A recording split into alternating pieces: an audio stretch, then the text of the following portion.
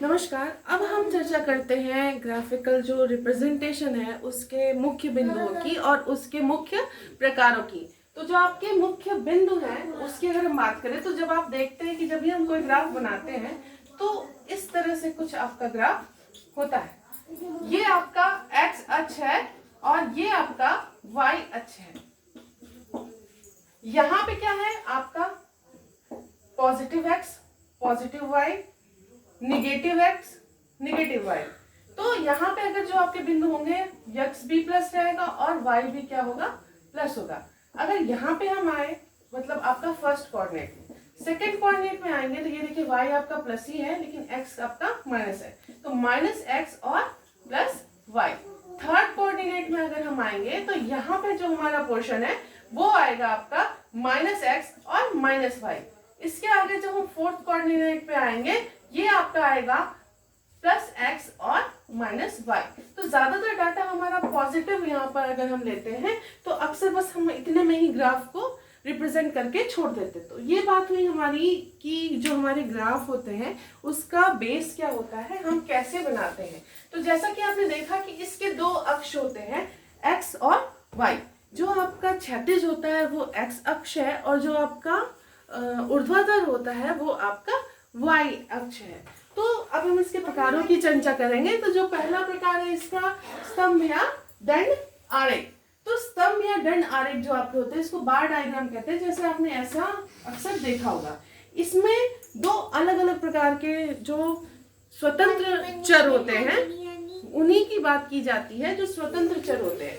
जैसे कि अगर ग्रामीण और शहरी की बात की जाए या आपके महिला पुरुष की बात की जाए तो अगर इनके बीच में कोई अंतर संबंध नहीं है और इनकी फ्रीक्वेंसीज देखी जाए जो आपका डाटा मिला है, तो जब हम उसमें कंपैरिजन करेंगे तो हम कुछ इस प्रकार से यहाँ पे ग्राफ को डिनोट करेंगे। तो इसमें कई डंडे जैसे बने रहते हैं इसलिए इसको दंड या स्तंभ आरेख कहते हैं।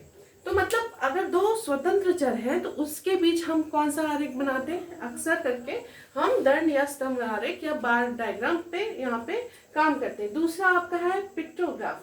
पिक्टोग्राफ में कुछ नहीं, आपका जो आपका डाटा है उसमें पिक्चर्स के थ्रू आप उसकी संख्याओं को निरूपित करते हैं। जैसे कि गणित में 2 स्माइली, कला में आपकी 4 और विज्ञान में 3 और भाषा में 5।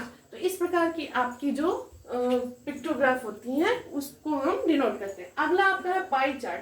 तो पाई चार्ट मीन्स पाई आपको पता है पाई आर स्क्वायर किसका क्षेत्रफल है, वृत्त का।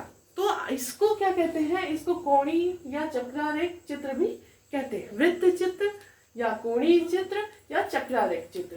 इसमें आप एक ही जो आपका समूह है उसकी संरचना भी दिखाएंगे कि पूरी जनसंख्या में कितने प्रतिशत जनसंख्या यह कर रही है, कितने प्रतिशत जनसंख्या यह कर रही है या कितने प्रतिशत जनसंख्या यह कर रही है। जैसे आप कहें कि इतनी प्रतिशत जनसंख्या आपकी पुरुष है, इतनी महिला है और इतनी क्या है आपके बच्चे हैं। तो ये आपकी समूह की संरचना है। अगर इसमें परसेंट या आपको कोण निकालना हो तो कोण निकालने का सूत्र है आपका 360 गुणे जो संख्या है बटे कुल संख्या है, तो वो आपका इस संख्या का x का परसेंट निकल जाएगा। अगला आपका जो प्रकार है यहाँ पे वो है आपका आवृत्ति दंडारेख। तो ये हिस्टोग्राम होता है। इसमें क्या होता है कि एक जो आपका डाटा होता है दूसरे से इसमें अंतर संबंधित होता है, यद्यपि वह फ्रीक्वेंसी के साथ बढ़ता और घटता रहता है।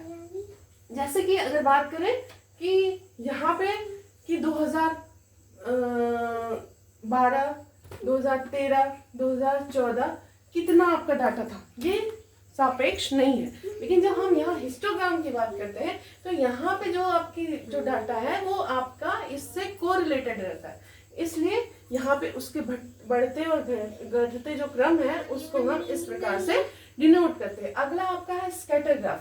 स्कैटर मतलब छिटका हुआ। स्कैटर की बात करें तो जब इसमें स्वतंत्र चर जो आपका है उसके सापेक्ष आपके आश्रित चर है किस प्रकार से आपके बिंदु डिनोट कर रहे हैं। इसमें जो मुंह का आपका बिंदु रहता है उसको हम ऐसे डिनोट करते हैं, और जो स्कैटर पॉइंट होते हैं मतलब प्रत्येक बिंदु पर कितने पॉइंट हैं, प्रत्येक बिंदु पर हमारे क्या डाटा है उस डाटा को हम स्कैटर के थ्रू यहाँ पे डिनोट करते हैं। तो इसलिए हमको इसको स्कैटर ग्राफ कहते हैं। इसके बाद जो है आपका रेखा चार्ट है। रेखा चार्ट में आप किसी भी ग्राफ पेपर पे इस प्रकार का अगर डिनोशन देखते हैं, इसमें जैसे आपका सतत विकास, अक्सर हम जैसे स्टॉक मार्केट में देखते हैं तो आपका बढ़ रहा है घट रहा है, बढ़ रहा है घट रहा है, मतलब एक टाइम पीरियड के अंतराल में मैट्रिक्स के आपके सापेक्ष कितना हो रहा है वो चीज हम देखते हैं। उसके बाद हम बॉक्स चार्ट की बात करेंगे। तो बॉक्स चार्ट आपका जो है, तो बॉक्स चार्ट आपका जो भी रहता है उसमें हम क्या करते हैं कि विषमता, विकृति, स्थानीयता का चतुर्थांक के आधार पर हम यहाँ पे डिनोशन करते हैं। चतुर्थांक मतलब क्वार्टाइल।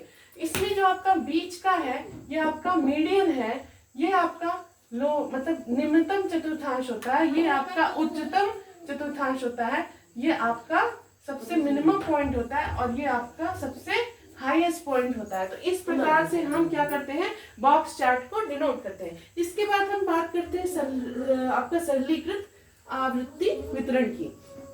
इसमें आपको ये ध्यान रखना है, एक तो आप आवृत्ति पे आप एक ग्राफ बना रहे हैं, इसी के साथ इसमें जो सरलीकृत आपकी आवृत्ति है उसमें जैसे आपका यहाँ है 8, यहाँ है 3, यहाँ है 2, तो अगर 8 पे डाटा बना रहे हैं तो 8 + 3 + 2 मतलब उसके ऊपर के 3 मतलब 2, उसके ऊपर के 2 और उसको जोड़ के यहाँ पर एक आप सरलीकृत फ्रीक्वेंसी निकालेंगे और उसको डिनोट करते हुए यहाँ पे एक डॉटेड लाइन से आप क्या करेंगे, उस आवृत्ति को बनाएंगे। अगला है आपका संचयी आवृत्ति वितरण। तो इसमें जो आपका CF है, CF आप जानते हैं कि जैसे फ्रीक्वेंसी है 3, 2, 0, 4, तो यहाँ CF क्या करते हैं, इन सबको जोड़ते जाते हैं एक लाइन से। तो जो CF होता है उसको डिनोट करते हुए यहाँ पे प्राप्तांक के सापेक्ष जो आपका CF होता है उसको हम यहाँ पर डिनोट करते हुए यहाँ पर ग्राफ बनाते हैं। ये S के शेप का दिखता है, इसलिए इसको S शेप ग्राफ भी कहते हैं। इसके बाद आपका प्रतिशत संचयी आवृत्ति, तो जो आपका CF निकलता है उसका हम % निकालते हैं और प्राप्तांक के सापेक्ष उसका यहाँ पे बनाते हैं। तो ये आपका ऑगिव आपका यहाँ पे जो बनेगा, ऑगिव आपका ग्राफ बनेगा। अब हम बात करते हैं इसके कुछ की पॉइंट्स की। तो जो आपका विषमता जब हम यहाँ पे निकालते हैं तो उसका फॉर्मूला आपका होता है SK = 3 × mean minus median upon आपका सिग्मा स्टैंडर्ड डेविएशन। उसको डायरेक्ट देखेंगे तो आपका मीन माइनस मोड, क्योंकि यहाँ पे 3 मोड यहाँ पे कर देंगे तो इस फॉर्मूले से mean minus mode upon sigma. फिर आगे बात करेंगे परसेंटाइल पे, तो P90 + P10/2। तो यहाँ पे ये और इसको कैलकुलेट करने के बाद उसमें से P50 जो मीडियन है आपका परसेंटाइल उसको निकाल देंगे। क्वार्टाइल के सूत्र में भी इसको कर सकते हैं, Q3 + Q1 - 2MD/Q3 - Q1। और अगर हम वक्रता गुणांक की बात करें तो KU = Q/P90 - P10। यहाँ पे Q आपका क्वार्टाइल है, P90 आपको परसेंटाइल, मतलब इसके नीचे 90% बच्चे लाई करते हैं वो स्कोर, और इसके बच्चे P10 मतलब इसके नीचे 10% आपके बच्चे हैं वो स्कोर लिया जाएगा। अगर आपको याद होगा तो NPC की बात करते हैं तो 0.263 इसका KU होता है। अगर 0.263 से ज्यादा आपका ये KU की वैल्यू आती है तो वो एकदम वो क्या होगा कि आपका जो ग्राफ होगा वो चपटा होता चला जाएगा। इसके विपरीत जो आपका 0.263 से कम वैल्यू आएगी वो आपका ऐसे उथला हुआ ग्राफ या इसका कुकुन महावक्र बनता हुआ चला जाएगा। तो ये आपके मुख्य बिंदु हैं जो ग्राफ में हमको ध्यान में रखने हैं।